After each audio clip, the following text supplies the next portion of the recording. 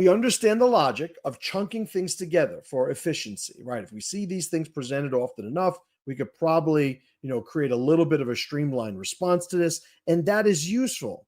The problem is when the identity of the syndrome starts to trump the way that you're perceived as an individual. So we got into, and I explained this in that article. If you go to, again, tribalnomics.com, go to the articles, it's the victim label one. I get into labels and diagnoses like, depressed or an alcoholic, I'm an addict, these different labels that people use. And again, there is utility in them at some point. That was the driving force of them being created. But we have to know what the point of diminishing returns is. If you guys have ever studied my function zone, right? The function zone is a sort of model for any value whereby we could put it in terms of not enough of that value, enough of that value, and then too much of that value. Right?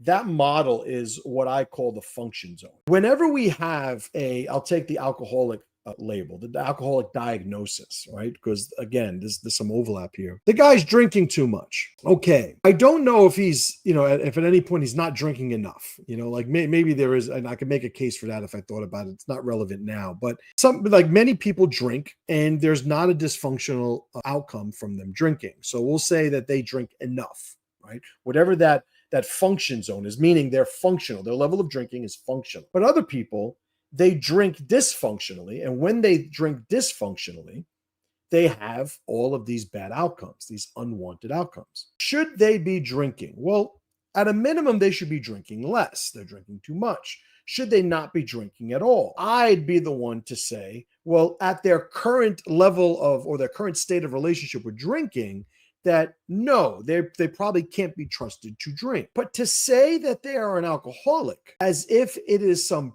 permanent state of identity is also inaccurate. To say that this person will never be able to drink, I cannot possibly know that. But to put this in the article, I call it this artificial label of permanence on something, is to say that because we don't have certainty that this person could overcome it, it's not even worth trying. It's not even worth exposing him to the process that would potentially build his functional relationship with alcohol in this particular instance. The problem with that permanence is that it is life denying. The problem with that permanence is we are saying we are never going to achieve this power in the future. We don't have the ability, the perspective to draw that conclusion.